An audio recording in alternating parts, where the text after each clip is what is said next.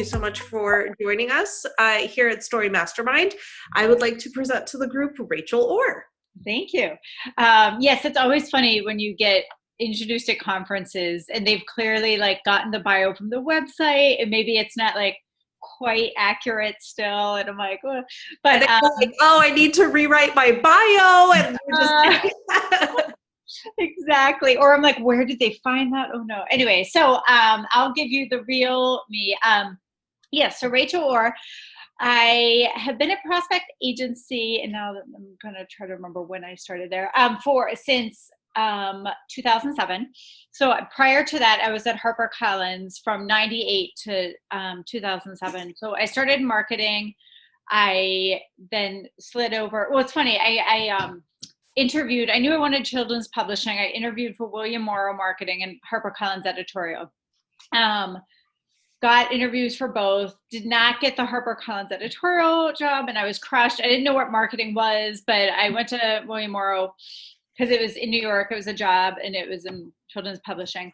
And then within like 8 months, Harper bought out William Morrow, and I slid over to editorial. So, and I got a window office, which was sweet. So I stayed there because I didn't have a window in my bedroom apartment in Hoboken. And so I just stayed there till they laid me off. And then, and then here I am. So then I had already really been wanting, so initially I was not keen on agents. I just thought, oh, they're really mean and scary and they want money. And then, but yet I was reading manuscripts, and if they weren't right for me, I was passing them on to other editors. So one of my editorial friends was like, you've kind of been doing this all along, so maybe you should agent. And I'd already spoken with Emily Sylvan Kim at Prospect because I learned a lot of great things at Harper. But at this time, again, around 2007, it was really the celebrity book craze. And I was kind of being told we're not here to encourage and nurture new talent. I'm like, oh, that's funny because that's exactly why I'm here. So it was really great. I went with Emily at Prospect Agency, and she does more YA, women's fiction, romance, some erotica she used to do when that was in. So very different. I do very different things. But really started the children's division there. And then now we have Charlotte Wenger from, she was originally at Page Street Press in the Boston area. So she's working on a lot of children's books as well. Emily is still there. Then we also have Ann Rose in Texas who does older stuff as well. In fact, during our recent meeting, she was talking about this book that she can't seem to sell because the main character enjoys slaughtering the victims on the kitchen table. And Charlotte and I are like, oh my, it's very different from what we work on. So, So yes, our Anne, Charlotte, Emily, and I, and then we have Tina Shen, who is our foreign rights person, and we also have Ellen Brusha, who's our assistant. So a really nice, just great team that I'm very excited to be working with. And we work very collaboratively as well. If I hear about somebody who's acquiring picture books, I'll let Charlotte know. We'll help each other with contract negotiations, etc. So again, I would say my focus there is picture books. I do some inboard books, middle grade YA, graphic novels. I kind of have run the whole gamut. And it's interesting because there's a lot of crossover too. So there's a few picture book projects. They actually started as picture books. So there's a few graphic novel projects that started as picture books and then became graphic novels. One of my clients, Bob Holt, I signed him up as an illustrator. He used to work for Hallmark, and he was the creator of Hoops and Yo-Yo, which was like a greeting card line back in the 90s. So he had emailed me, and he had this fantastic animated clip called The Unlucky Snowman, and I thought it was hilarious. And I'm like, I need to sign this guy up. We sent out The Unlucky Snowman as a picture book, and nobody bought it. And then I said, why don't you turn it into a graphic novel? They're really big. And he was like, no, snowman can't talk. I'm like, okay. Like, he does kind of in here. But anyway, so he's like, well, I based this on a book called The Unlucky Kid. Maybe that would work as a graphic novel. I'm like, sure. So anyway, so we sold that as a graphic novel to Kids Can Press. Yeah, and then some books, they, I feel like when I was growing up, it was very cut and dry. There were picture books, and then there was like Ramona, and then there was like Lois Duncan, Christopher Pike for the YA end. So there's Oh, I love Christopher Pike. speaking of slaughtering on the kitchen table. I know. Yeah, I was a huge Christopher Pike fan. So Yeah. anyway, there wasn't as much crossover. And so it's really exciting now to be working in publishing where there is so much crossover, where something might come in as a picture book and we end up selling it as a board book. Or sometimes I just won't say what I'll let the editor think what it is. So for example, 2 books I sold recently to Frances Gilbert at Penguin Random House. These have not been announced yet, but they're called My First Book of Tattoos and My First Book of Beards. So they're very like baby books for the hipster crowd. And kind of like the Baby Be of Use series out from, I think, Tricycle or something. oh, Have okay. you ever heard of those? It's like Baby Do My Taxes, Baby Plan My Wedding, like Baby Be of Use because babies are useless. Right. Yeah. So Frances Gilbert at Doubleday, I don't know if you guys know her. She's terrific, and she's very focused on the marketing hook of the book. She wants to know exactly, and she likes good writing too, obviously, but really what's key for her is, how can I sell this? Who am I selling this to? She wants to present materials. She's at Doubleday, which is part of Penguin Random House, which is huge. So when she goes to her sales meeting, she wants to present materials that they're going to remember. So I had sold a few books to her in the past. Todd Tarpley had written a book that I actually sold to Michael Justin, who worked with her, and then she took it over when Michael left, called Library Books Are Not for Eating, because that's a big, right? Like librarians love books about books. So I sold that to them. I also sold Bob Holt's first picture book, Let's Taco About How Great You Are, which is all like specifically for the kind of preschool graduation set, like, and Frances is just like, yeah, I don't really believe in that, but a lot of people do. And so let's sell it. So with Robin's books, the tattoo and the beard book, I wasn't sure. A lot of people don't do original board books, although I knew Frances did do some, but she just said, oh, Rachel, I have some spots open in my summer 22 list. What do you have? So I usually am very strategic in sending like one editor project at a time and waiting to hear back. But this was like an open invitation. So I just like threw things at her. And, I sent her like 8 projects. She was like, no. And then I was like, well, and this is a book I hadn't shopped around like in a long time. So I didn't tell Robin. I just I'm like, let's just see. And I didn't say they were board books. I just said they were picture books. And I thought she can decide if they're board books or not. But I was definitely picturing them as board books. So she came back to me and she said, oh, I really like these. And again, they have a very specific audience. It's like the hipster baby audience, hipster parent for baby audiences. And so she said, would you see these as board books? And I said, well, yes, yes, I would. I think that would be fine. So just in terms of the fluidity of the market and really being able to think in different ways. And with graphic novels too, I don't know if you guys have seen, there's the Harper I Can Read comics line, Yeah. Which is really cool. And because I feel like the I Can Read line is a very specific skill set, but they're really great. And for a while though, they were just doing kind of like Biscuit, Fancy Nancy, really they're big tie-ins or movie licensed properties, basically. They right. off a production line and they're going to sell anyway. Right. So I'm excited that they're doing some of the ones I just saw that were out. Vicky Fang has one, Sergio Rousier. So they're, the authors that are very successful in the picture book market and the graphic novel market kind of making this jump into comic books, which is fun. So that's really exciting because I know a couple of people in our group, and we can talk specifics kind of after our Q&A, may have ideas that could be board, could be picture book, could go even up to chapter book or kind of young graphic novel. And I like that you're sort of seeing opportunity, whereas in the children's book market, as you were saying, the way we talk about it for aspiring writers, or if you want to debut, it has to fit into this bucket or that bucket or this bucket. It seems like once you have an idea, maybe it can actually be a little bit more amorphous. Right. Yeah, exactly. And it's funny, like with Bob Holt, he's got the picture book and he's got the graphic novel. And then he's also doing some novelty books, some board books for Worthy Hachette, and then some novelty books, which are, it's called When I Grew Up. It comes out in November from Houghton Mifflin. And it's like a die cut. It's got this like half moon die cut.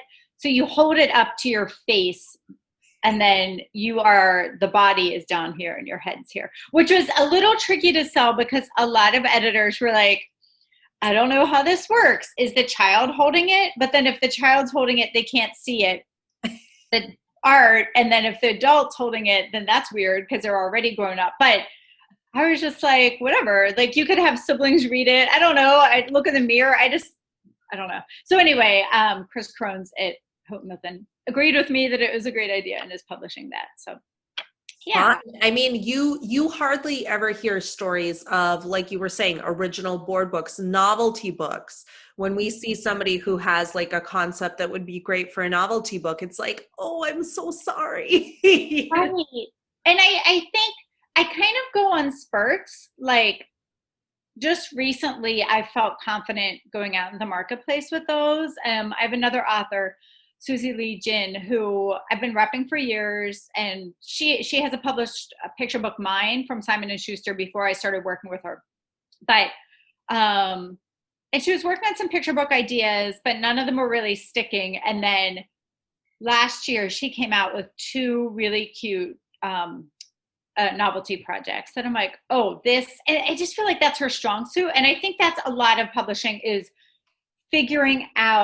creators figuring out like where is their strong suit and experimenting with different things until you really find it. So she has these 2 books. So one we just sold recently to Scholastic for a 3-book deal. Another one we sold to Schiffer Books in Pennsylvania. So a smaller house and a bigger house, which is also kind of a nice balance to have.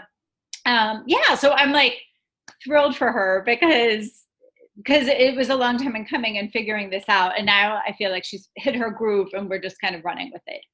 But I think it's a lot for the, just in terms of my confidence. Same with graphic novels. At first, when I was at Harper, it was the era of like, everyone wanted to do a graphic novel, but no one really knew how to do it. And so they're expensive, full color for everything. I feel like houses were like so gung-ho about it and then had to walk it back. Like, let First Second take it, because it's hard. So now, like, they know what they're doing, and then I've sold a few, so I feel more comfortable. So it's just once, like anything. Now I'm like, okay, now I can do this. Now I know how to sell novelty books. Now I know how to sell graphic novels.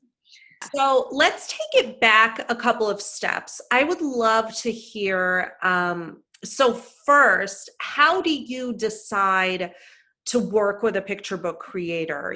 What is your criteria for when someone approaches you and they say, here's one thing, or here's a couple of things most likely that I've been working on? What is that process like for you from the representation end? And then I'd love to talk about, and I want to get this out there before I lose my train of thought, I'd love to talk about that. How do you help somebody develop into their strengths when they have other ideas? You're already working together. But let's start first things first. How does that working together piece even come together?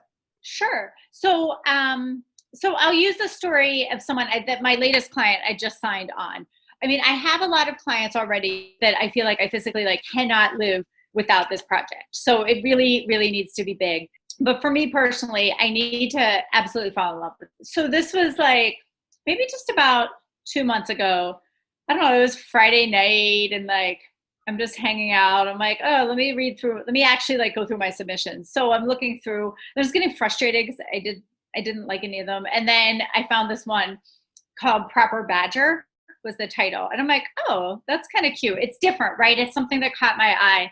And Oh, I should have opened it up. Basically, can a jacket and tie might make the badger proper, but can it stop his claws from coming out during the party? And I'm like, oh, this sounds fun. So I open it up and I read it, and it's about this badger who goes to a party, and like it's a lot of denial. Like proper badger did not stick his claws into the cake, because he wouldn't do that, and he wouldn't do this, and he wouldn't do that. And it ends with him wanting to bite the person who told on him, and it was so fresh. And so this picture book author. So recently, I told her. I wrote to her right away. Like I read this at 8, and I wrote to her, like 8:30, and I was like, "Oh, can you please send me like whatever?" It's Friday night, but I'm like, "Can you send me more of your picture book manuscripts?" So by 9, I'm like, I haven't heard from her yet. My daughter, who's 10, was like, "Mom, like chill out. It's a Friday."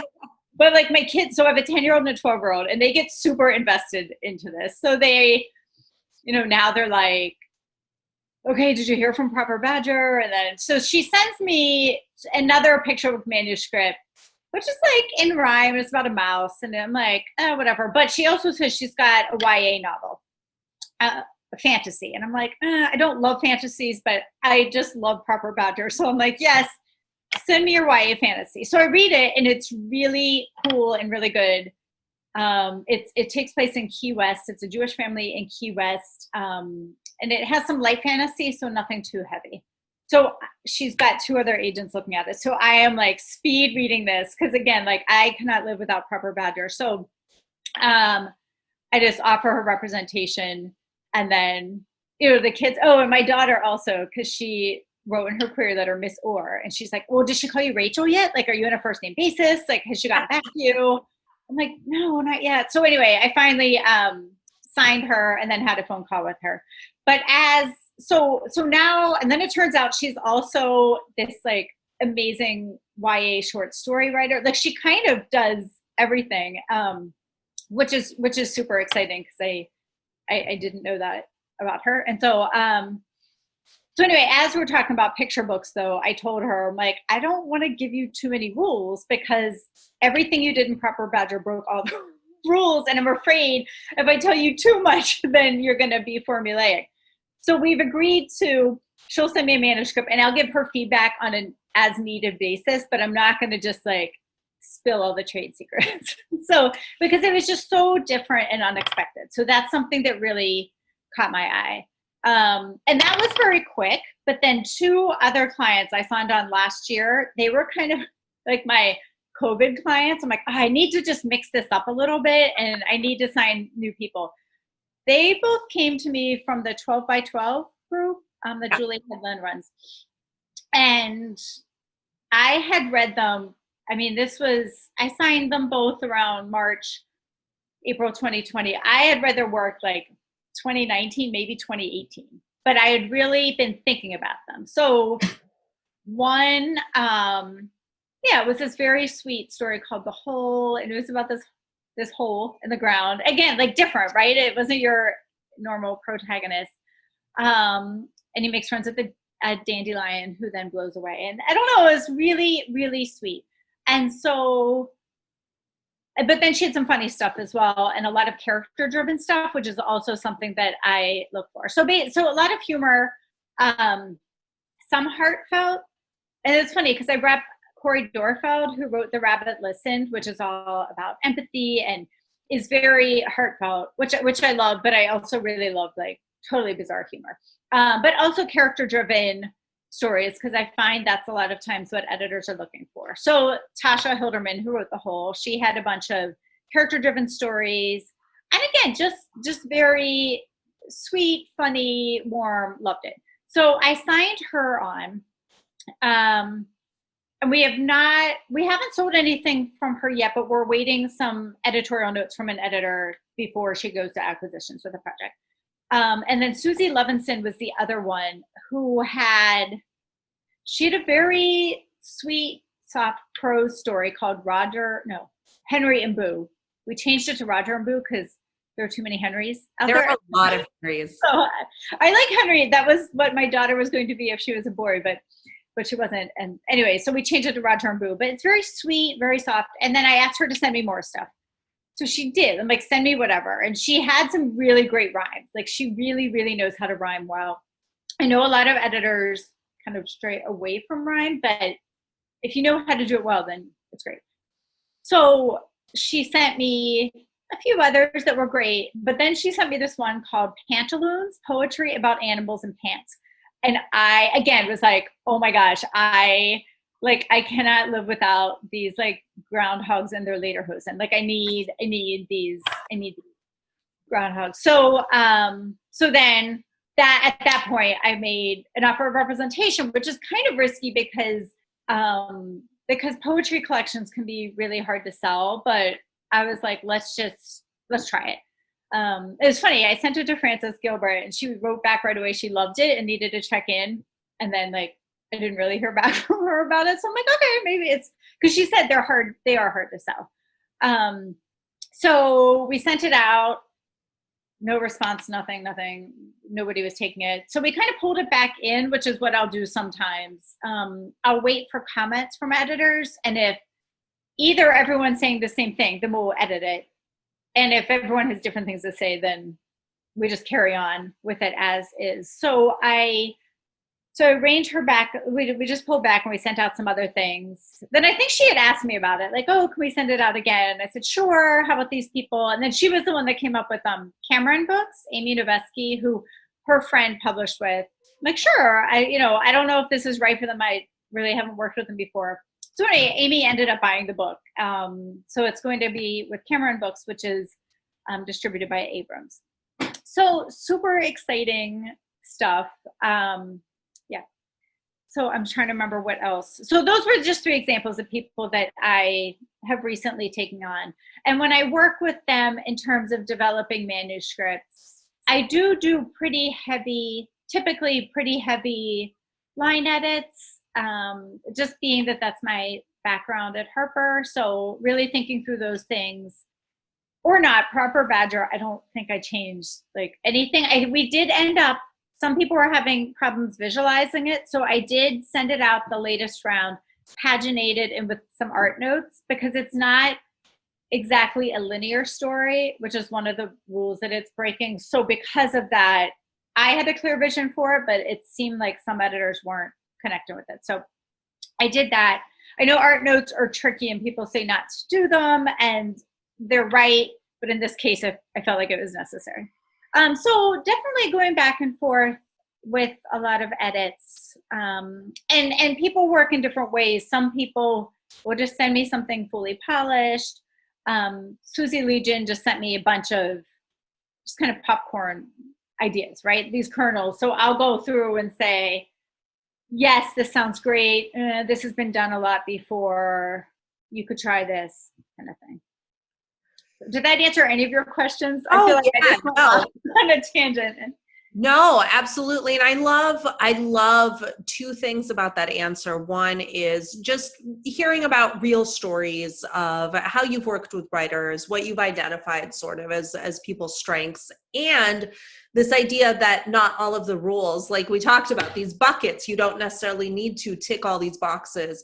I mean, that does make it a little bit difficult on the one hand, because we hear about the rules and then we're like, okay, if we follow the rules, we'll get where we want to go. And then we hear, well, you can break the rules selectively. And then it's like, okay, so I have the rules and I have not the rules. And now the whole wide world is open to me and I don't know how to forge ahead. It is tricky. In fact, I was talking to an author about this yesterday, and I'm not an artist myself. The woman I was speaking with is. And so I told her, I'm like, I feel like it's like when you go to art school, I presume you start with like a figure drawing class, right? And you draw the bowl of fruit, and then you draw the awkward naked person standing in the middle of the room. Is kind of how I always pictured art school to be. And then once you do that, I feel like you need to know how to draw the human body proportionally before you try to stylize it. So maybe that's kind of how it is with writing as well. I mean, Proper Badger is an exception because I don't think she does know the rules. But again, to me, it's whether it works or not. And even with novels, sometimes writers will say, oh, but I followed the hero's journey. And I'm like, well, that's great, but I don't even really know what the hero's journey is. And I don't think it works. It's for me, whether it works or not. So let's say, and a lot of picture book writers, they have a lot of different ideas, and you mentioned some of them in your response. So let's say I have some funny manuscripts up my sleeve. I have some character driven or narrative driven, kind of more like, here's the problem, here's my character driven solution type of manuscripts, that follow that standard structure. I have some maybe inspirational manuscripts having to do with a lot of the topics that we see as being kind of really popular in the market, like self-actualization, celebrating the unique individual identity of everyone, celebrating diverse elements and backgrounds, kind of that more heartfelt vein. How do I know what is a more viable area to go into if I have sort of a lot of different ideas kind of along these bigger categories? Well, that's why, so in a query letter, and this is where I feel like the importance of a query letter comes in. I'm actually going to be doing a talk about query letters at the LA conference, and Nice. basically, like, I think a lot of authors stress over this, and I can't speak for everyone, but I would pretty safely say most people, like, it doesn't matter about the query letter, it matters about the manuscript. But the one important thing in the query letter is this is where you can let the editor know, hey, this is also what I'm working on. So saying, oh, I also have manuscript. So at least for our agency, you can submit one manuscript. So for something like this, I would suggest submitting what you feel is your strongest and most indicative of you. And then saying, hey, I also have, like for Susie Levinson, she sent the Henry and Boo, but it was also clear that she was a poet, and she talked about being in the Poets Garage, which I guess is a poetry group, and the having poems published in Hopscotch magazine and different things like that. I don't think she named any specific manuscripts, and I would just say I have other manuscripts in these veins that you might be interested in. Or I also am working on a nonfiction book about this, something like that. Or again, if you cross genres and saying like, oh, I've got a YA, don't tell me you have like 5 YAs, because then that makes me worried that you're not really focused and you're a little everywhere. And again, I think it's great to experiment, but I want to see that you're somewhat focused. So you could just say, oh, I have other picture books manuscripts for you to consider. So if I really love someone's writing, I will ask them to send more. And usually I specify 3, and then that's your opportunity to show me your range. So send me, maybe if you started with your diverse own voices manuscript, because that's probably what's most sellable right now. Or humor. Humor is super, that's what editors are looking for now as well. So send me your humor manuscript. So you've done your research, I like humor, that's really big right now. Then if I ask to see it more, then send me your picture book bio, send me your lyrical, thoughtful, this is how we are empathetic in the world, and send me your character driven. So at that point, that's where I can really see. And I do think different, just because I don't like something the first time, if I don't respond or ask you to send more, doesn't mean I won't like something down the road. So one woman I met at a conference, I've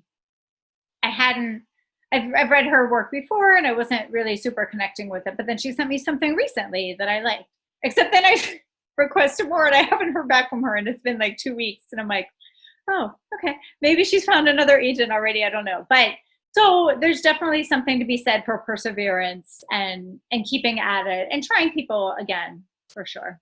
Well, like you were saying, you just signed some people in your COVID roster that you'd been in touch with since like 2018. So yeah, it was, and again, that might just like you nurtured that over time. Sorry. Yeah, no, I'm just saying that. And one of those, no, I think both of them I had, Tasha a little more, I've been asking like, hey, Like, can you send me some more stuff? And then she would follow up with me and just say, hey, it's been a few months. Did you read my manuscripts? And I'd say, oh, yes. And it wasn't quite right. And so it's about the manuscript, and then it's obviously about timing, right? And that goes for editors too. Like, Frances has some holes in her list and she needs something to fill them, or this is really popular right now. And so at Little Brown, one of the editors, Nikki Garcia, signed Diana Murray, I believe is her name. She wrote a book called Help Mom Work from Home. So again, like super timely. She's not one of my clients, but it's being illustrated by Corey Dorfeld, who is. So that was kind of like a crash project. But something like that is the market's right. If I feel like, oh, I can definitely sell this now, but I have to love it as well. I'm not an agent who's just going to take something on because it's timely. I want to work with somebody who I love their work and I feel like I can sell it now or whenever. But it's so timely is a little bit different. There's kind of current event timely, and then there's general mood timely, so like the whole, oh, people want books on empathy now, that kind of thing. Because I feel like what happened was like 5-10 years ago, all the books were on like, you're great. And now all the kids have read those books and they think they're great and no one else is. And so now I feel like we're backpedaling as an industry and being like, wait, everyone's great. Everyone's great. It's not just you. So that's just my own personal interpretation of the market in that way. But so publishing and popular culture created a large problem, and now publishing and popular culture are solving that problem. Yeah, and I'm sure that will lead to another problem. But it's just, I don't know. So that's kind of where we are right now. Feel like editors are really looking for diversity, own voices. They're looking for books about empathy.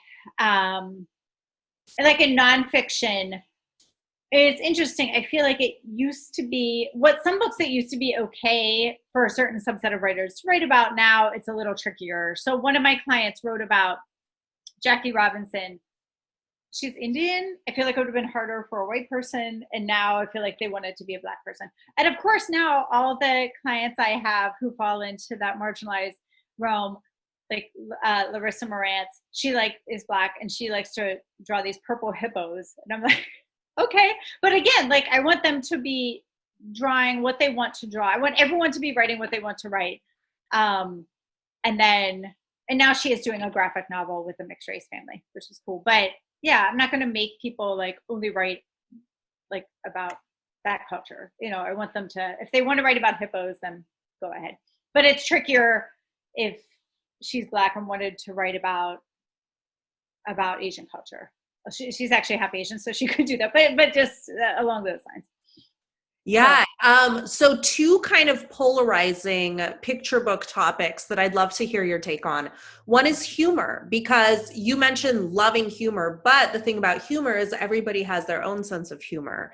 And so how do we sort of write a humorous picture book that has a chance of connecting rather than being too out there? I mean, the Badger manuscript seems like it could be just a lightning strike idea that happened to connect with you, but could be polarizing for somebody else. So how do we approach writing humor? And also that rhyme question. Rhyming picture books are still published every day, but if we want to write humor or we want to write rhyme, how do we approach that with an eye toward the market? Sure. Okay. So thinking of rhyme first, sometimes something I'll see in submissions is I refer to it as a situation in which rhyme is hijacking the story. So if I'm reading a story and it's cute and it's got this fun sing-songy rhythm, but if you rewrote that in prose and it would fall completely flat, then I feel like the poetry is just more of a gimmick there. So really when you're writing rhyme, writing it in a way that it helps the story and it accentuates it, but doesn't like take the place of a plot. Personally, I also like rhyme where there's a chorus or some kind of refrain that grounds the story. Not just a bunch of couplets, but something. So like the library books are not for eating. There's first the librarian eats the books, and then it eats like the chef, the cafeteria workers cookbooks, and then the gym coach's playbook. So each time they say, why this shouldn't need repeating or something. Library books are not for eating. That kind of, which doesn't rhyme exactly, but that kind of an idea.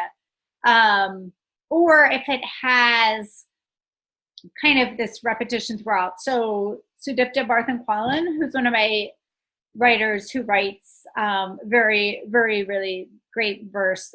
Very, really, I don't even know what that is. She has Chicks Rule and Chicks Rock. So that the Chicks Rule is a chicks, sporty chicks and biker chicks, something like soccer chicks and nerdy chicks, and it has that chicks repeated throughout. Chicks who bike and chicks who read, chicks who knit and chicks who need, or I don't know, something. That's totally not how it goes, but something like that. So it's very well grounded. It's not just this story that happens to be told in rhyme. So a lot of times I'll advise people to try that way as well. The Chicks Rule story is kind of interesting as well, and that it was about timing. So the other thing, we always tell writers not to write to the market, but a lot of it, like, write what you want, and then it might just not be the right time yet. So Chicks Rule, we sent out on submission, and nobody had bought it. And then the Women's March happened in DC. So we're like, oh my gosh, we have to send this out. And so this was a little sneaky, but we found out that some of the editors from Abrams were at the march. We're like, we've got it. And she had already published with Abrams. So we're like, oh, this is a good time to send it. So we did, and then they bought it, and then they did a sequel to it. So think, like, paying attention to the market and what's happening, but not writing to the market. But again, the two biggest things I would say for verse are, having some kind of refrain or some kind of intentional repetition, and the rhymes that are a little more sophisticated, not just the super predictable, like day, play, say, but really tricky ones. So one of my favorite poets, who I don't represent, but David Greenberg, he used to run some courses on the West Coast for the Oregon Coast Children's Book Writing Workshop, which is on pause now, but he had a book called Snakes that came out years ago from Penguin that had a speckled anaconda steals the family's Honda and races down the driveway in reverse. And it's great because, like, he rhymed anaconda and Honda, and that's just really fun. I don't know. And as for humor, it is just kind of a matter of who is going to connect with it. So, and it's my job as an agent to know, okay, who out there, which editors are enjoying humor right now, right? Like, that's part of my job, is to know which editors like dogs, which editors like cats, who likes humor. So a lot of times it is just trying it out and see if it sticks. The one, and something else in general I always look for is if there is some kind of a hook, not necessarily, or a moral. And I hate to even use the word moral. I like to use takeaway more, because moral sounds so heavy-handed.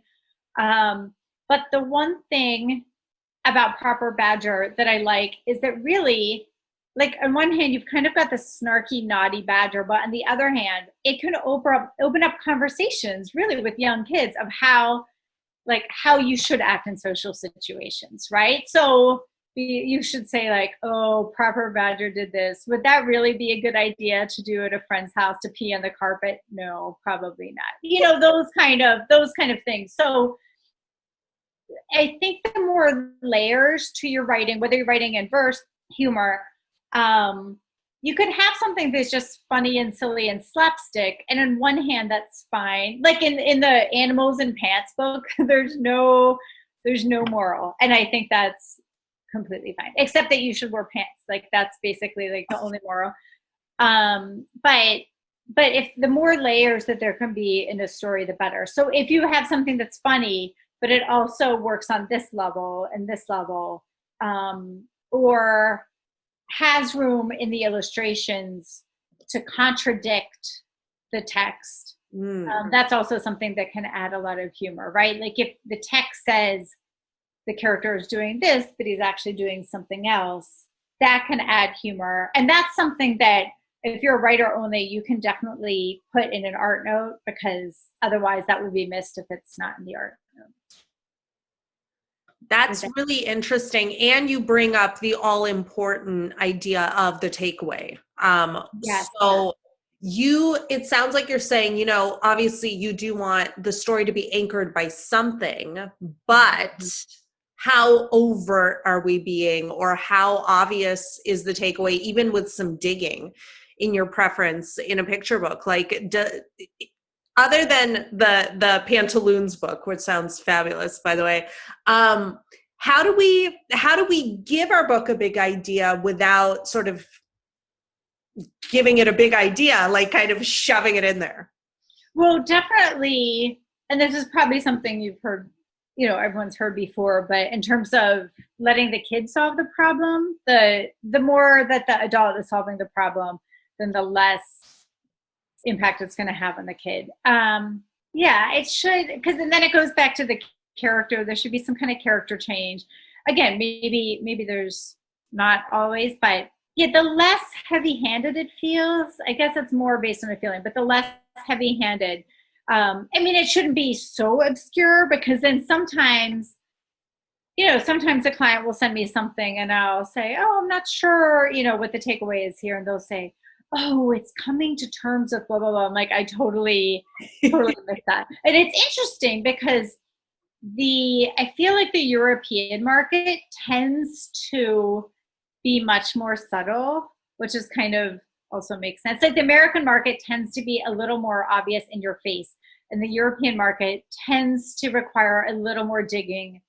So one of my clients, who's American, but her husband is Swiss, she spent a lot of time in Europe and is very influenced by the European picture books. But I find that sometimes it's been hard for the Americans to connect with it, because it's not here's the moral of the story, right? Like, so we tend to do that, for better or worse, in America a little bit more than the European market. And again, then that's just my job to kind of see, which editors out there are connecting with her stuff. So for example, we haven't sold anything to her yet from her, but like Beth Terrell at North South, because they're a German US company.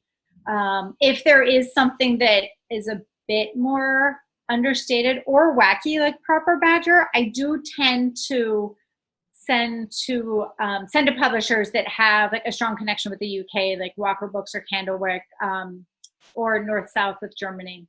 And so how do you, once you identify kind of, this is the kind of writer that somebody is, how do you suggest that they nurture those things when they're in your fold? Just writing more too, like just keep on writing things. But again, I don't want to totally pigeonhole them, especially if they're early in their career. Lots of encouragement as well.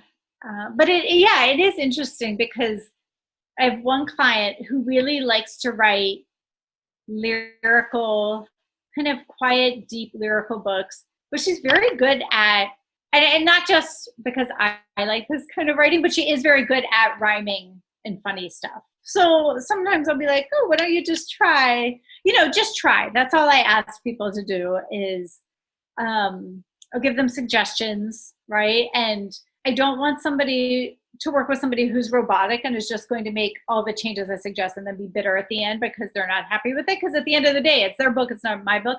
But I also want someone who's not going to come back to me with this long email about why I'm wrong, right? Like I'm just making suggestions. So somewhere in the middle, where you're really thoughtfully considering them. But so I don't know, I guess once they've kind of hit their sweet spot, yeah, just encouraging them in that and sending that stuff out.